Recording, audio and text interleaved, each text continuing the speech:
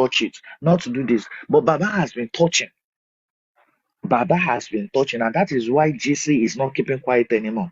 That is why the likes of Yeye Kudi was embarrassed yesterday. She was. All those things she was saying after that phone call, it was just like a show of shame. I call it a show of shame, an emotional outcry and pride that, God, why did this man do this to me on my life? If it were private, she shouldn't have she would have stopped that conversation and that was it. But this thing happened on her life. Baba doesn't want to talk right now. He's having an emotional, he's having mental health issues, and he doesn't want to attend to anything that. Oh boy, Ikoto was to embarrassment, as in that is the highest form of embarrassment. The meaning of that thing is that I don't want to talk to you. That's the meaning. It has only interpretation of I don't want to talk to you. That's the meaning. Gbogbo ìtàn wa ń ṣe lẹ́yìn yẹn, kìnìkan. I'll still support Baba, but kìnìkan. But they should have told me. I shouldn't just have told people to come online. All those things are show of shame.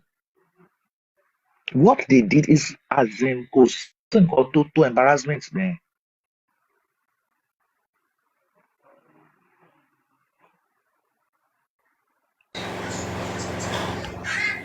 Owó tó máa dá, owó tó ń dá ń sìn, wọ́n sọ pé àwọn dáwó burial. Wọn ò tí dáwó DNA o. That is why Wunmi should still tell the Falana chambers that condition you give them, it must not change. 2 DNA centers here in Nigeria, 1 abroad. Wọn ò tí dáwó DNA. Ọ̀túnba, please mute. Ọ̀túnba, mute. Now, owó DNA ò tí jáde o. Ìyẹn ń sìn, wọ́n máa ná nothing less than 10 million naira because wọ́n máa ṣe visa fún 2 adults and 1 minor. Ẹ tí ṣe gbogbo yẹn. Ẹ ti ní misunderstanding owó. Èló lẹ tí dà? Èló lẹ tí dà? That is why tí wọ́n bá tẹ̀ fẹ́ ṣe gbogbo ilé, owó díẹ̀ ni wọ́n ṣì máa ṣe. I am still looking at the gullible Nigerians that are going to donate into that account. Very gullible Nigerians. Look at Westo náà ń ṣe live, ó ń try láti narrate rẹ̀. Bossman is a fraud. Kìnìkan. Ta ló mọ̀ tẹ́lẹ̀ pé Bossman is a fraud? Where was he 3 months ago? Gbàtọ́rọ̀ ìbẹ̀rẹ̀. He will now come pẹ̀lú òyìnbó ẹlẹ́yà kan. Yeye Kudi. I'm just laughing at that big for nothing auntie. That a bossman, a con artist can come to your life, be calling you, and be giving you lamba, and you be believing, and you call yourself a legal practitioner. The guy will be giving you lamba. The guy on your life told you about a CCTV footage, and you call yourself a legal practitioner. You did not investigate the CCTV footage.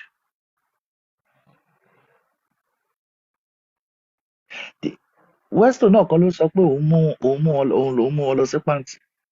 Òun á suspect activities. Westo náà dèèyàn tó ní PA. Westo, did you have a PA August last year?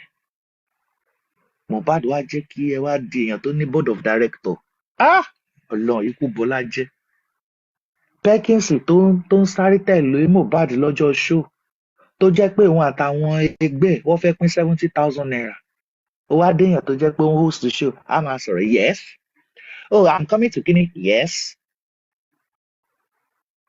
Ó wá dé èèyàn tó jẹ́ pé òun náà ń bùgà. Kí ló tẹ̀ tí ì nì? Kí ló tí ì nì? Aṣọ mélòó ló ní? Ò ní ṣé ò ní nǹkan kan.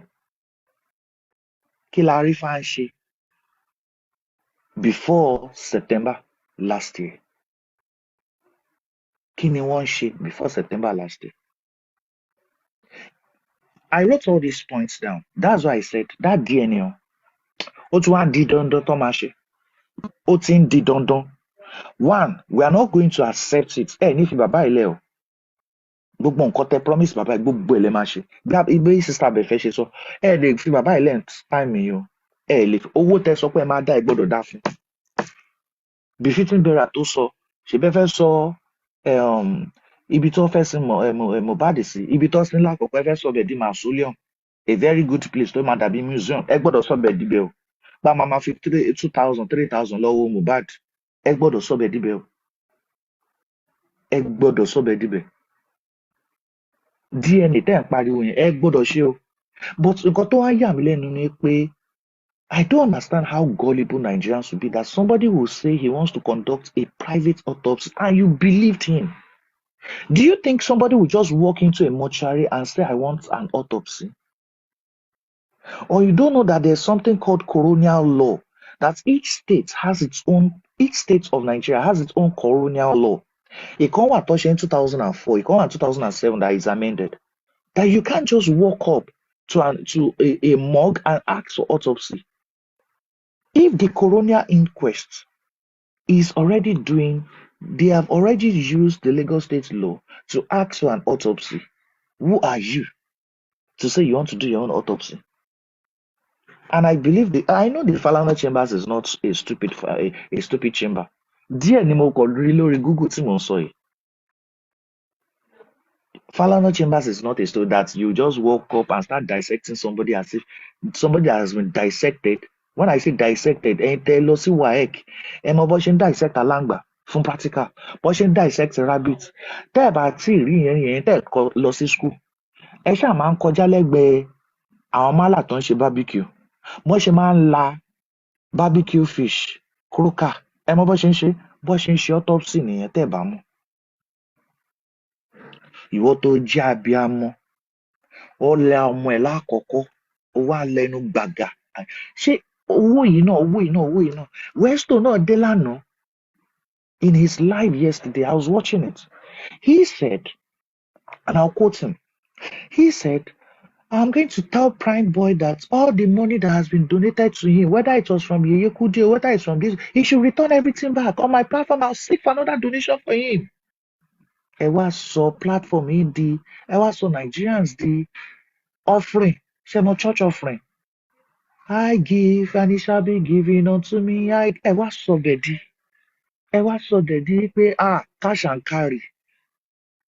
And there are some gullible Nigerians that are still going to fall for this trick. Àṣé gbogbo GoFundMe tá à ń sọ yìí, Bukky ló jẹ́ ká mọ̀ pé bàbá mọ̀ sí.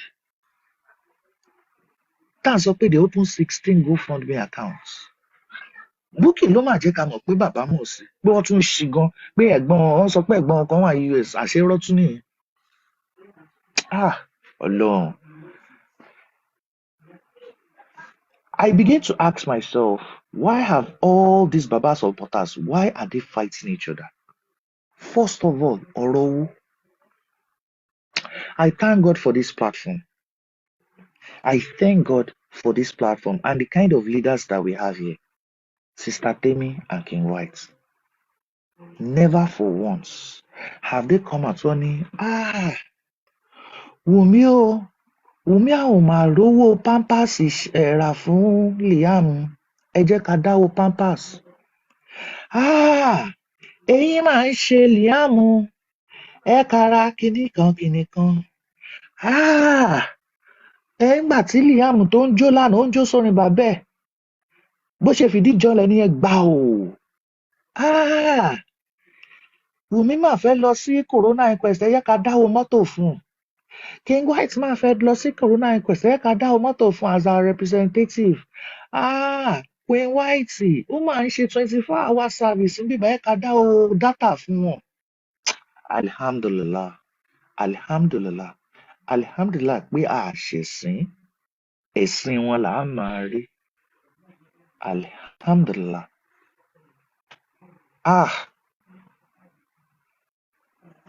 Èèyàn wá dé, òun lo Tecno tẹ́lẹ̀. Nǹkan tó yẹ kó ṣe as fisabilillah, tábà ní fisabilillah, ẹ fẹ́ ṣe àsí pé mo fún Ọlọ́run, mo ṣe nítorí Ọlọ́run. Ó wá sọ pé because I want to go to the Corona inquest, I need money for transport. I need money for data, so I'll be able to show you what is happening at the Corona inquest live. My phone is faulty. I need another phone. I need generator so that when I go to the Corona inquest and I come back, generator and fuel. Hey Joe, because I'll be showing my live. Hey Joe, I need money for that. Mà ṣe yẹn bí. Ẹnìkan ló máa lọ sórí live ẹ̀ ló ń ṣe yẹn. Westo. Tell me don't do that. It is not a matter of defamation. It is what you do.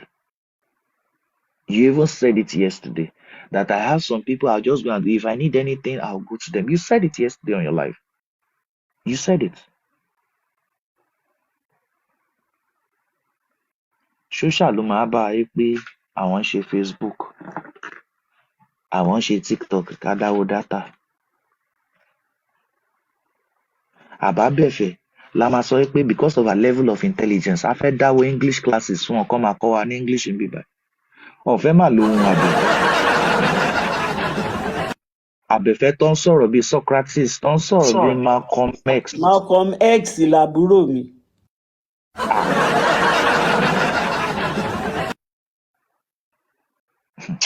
Olúwa, as in the way, as in we need to, Sherry, gbogbo àná yẹn tẹ́ tí everybody tó ń celebrate. My wife was asking me kí ló ṣẹlẹ̀, mo ní ọ̀rọ̀ owó mà ti dájà lẹ̀ láàrin wọn. Ọ̀rọ̀ owó mà ti dájà lẹ̀ láàrin wọn. She was just happy. She was just happy like so it has turned to this. Mo ní yes, it is now even more than this. People that are even listening to me, only at Lori picture me, you are blogging me. Well, see, if you don't blog me, it shows you are mad. If you don't blog me, it shows you are mad. Because how can you be seeing somebody saying the truth always, and it doesn't disturb your mental faculty? That's just the issue. I'm now taking part of your time that you have your time, you have the time to blog me and talk about me. It shows I'm making sense. It shows Osha is making sense that you are blogging her. It shows King White is making sense. It shows Sister Temi is making sense. That is why it pains you to now be showing pictures of such people to your audience like it shows we are making sense. Because if we don't make sense, you won't have our time. It shows that we are making sense. If we are not making sense, you just be like, that one, she doesn't want my time. That is why most of you again, I'll begin to say it. If I go to use any of my handles to go to your platform and you try to bring me up, I'll just say in the comment section, you have to pay me per hour.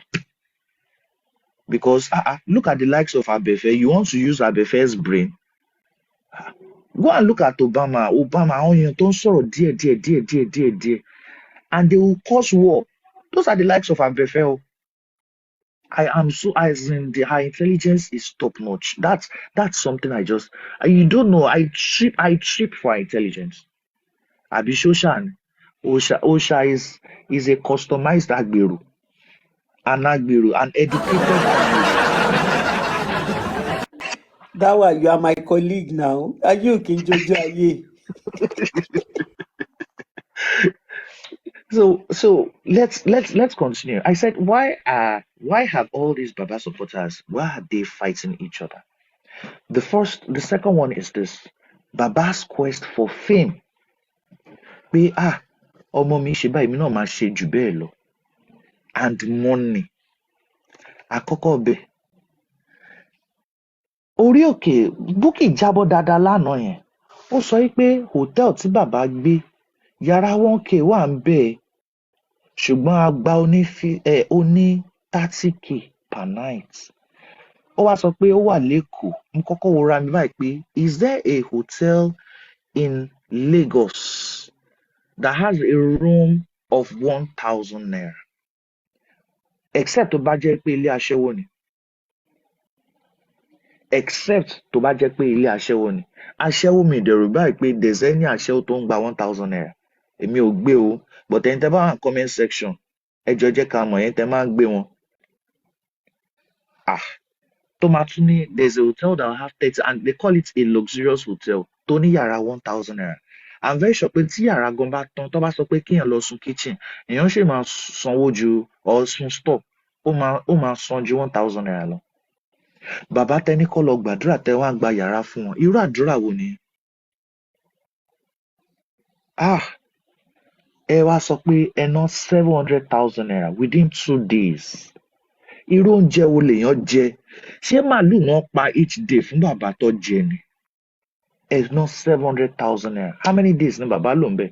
Ṣé rí bẹ́ẹ̀ ṣe ń ná owó aráàlú? Ìtọ́ mo sọ pé EFCC máa kóyàn o. EFCC máa kóyàn o. You spend 700,000 naira in orí òkè. Irú àdúrà wo nu? Ẹ jọ̀ọ́ o, àwa náà ń ṣàdúrà o. Ẹ jọ̀ọ́ o, 700,000 yẹn 10% làwa fẹ́ o, 70k. A máa ra ògúnfe ń bẹ̀, a máa bá yín ké kúránù, a dẹ̀ máa sanwó àáfà, 70,000 ti tó àwa. Bàbá dúró sí hòtẹ́ẹ̀lì, ó wá ń pariwo pé ṣé wọ́n ṣiṣẹ́ hòtẹ́ẹ̀lì ni tán fi ń sọ pé you said that statement, Bukola Jesse, that ṣé wọ́n ṣiṣẹ́ owó ẹ̀ ni náà fi ń sọ pé àwọn sun hòtẹ́ẹ̀lì 5,000 naira instead of 30,000 naira pé that hotel space ò yẹ wọ́n. You said that. Ẹ tún sọ pé release of a track tribute to your son. Bukola Jesse ti gbàgbé wípé àwọn náà instigate bàbá yìí on her TikTok live. I have the video. A ṣì máa analyze it lọ́sàn-án. Tó ń bá Latisne sọ̀rọ̀, she herself ló ń bá Latisne sọ̀rọ̀ yìí pé pé ṣé ẹ ní studio lẹ́kọ̀ọ́ tí bàbá lè lọ ni pé this is the right time for him to release a track kó fi lè ṣe tribute fọ́mọ wọn. You were the person that said that statement, and I'm quoting you word for word. I have that video. Latisne sọ pé yes, I have, and I'm going to call him to go and do that. That was that same live tó ti ń kọ́ Bukola bó ṣe ń ra coins. That same live kò tó bí video yẹn kò tó bí 3-4 minutes ni. Yesterday you are now saying pé ṣó yẹ bàbá pé you told bàbá no lẹ́yìn ìgbà tó bá ti sin ọmọ yín ni o lẹ́yìn ìgbà tó bá ti sin ọmọ yín ni o. No, you didn't say that. What you said was you should do it now, that this is the right time for him to do it. Ẹ ṣe ń parọ́ fún ọmọ Nàìjíríà. Whereas I don't blame you for saying that, because ṣe téèyàn bá ti ń pariwo jù, when you talk too much, you forget a lie you previously said. That's just the beauty about liars. Very easy to catch. Very, very easy to catch. Baba, ṣé 70-30 ò sú yín ni? You made the same deal with African TV.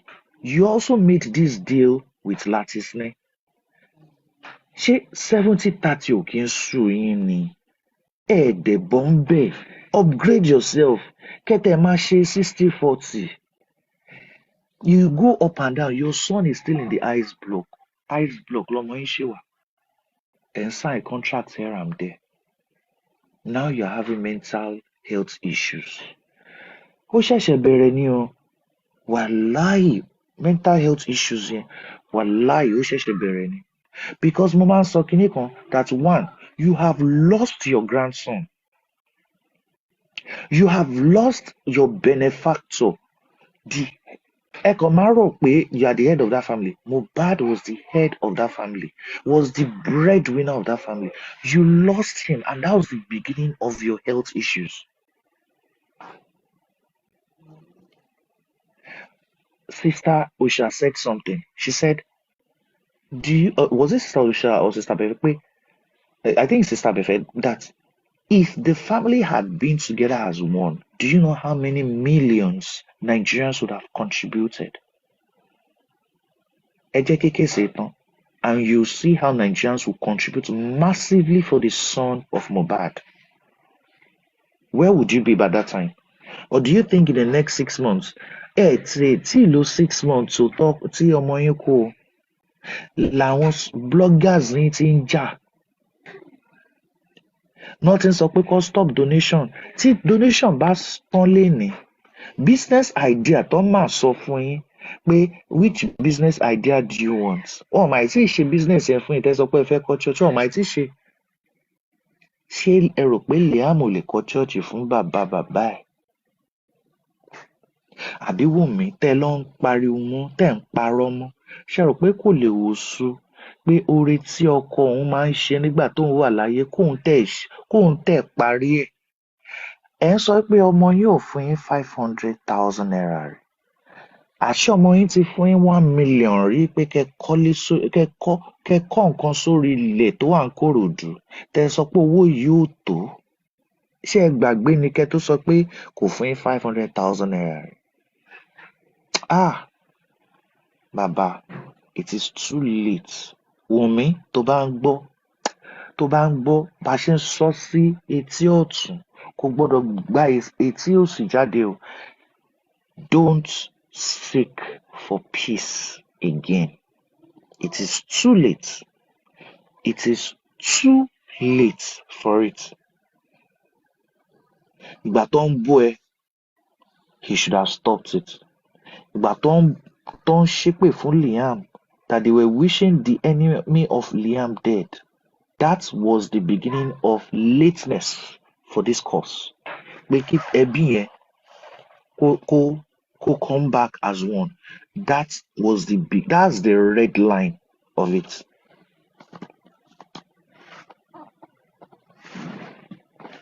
I wrote so many things. I said, what is the way forward? A máa tó bẹ̀rẹ̀ corona inquest. We don't know the date, we don't know the time. A máa tó bẹ̀rẹ̀. Ẹ máa wá rí, yesterday, I noticed that Prime Boy came to Westo's live.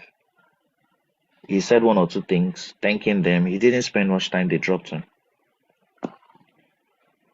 Prime Boy will change his narrative and those things he said at the police station. I'm very sure of that because he wants to do that and he wants to flow with what they tell him and what he met people saying outside. He would want to do that. But you should not forget that the first mistake he made was to grant an interview before he entered Panti.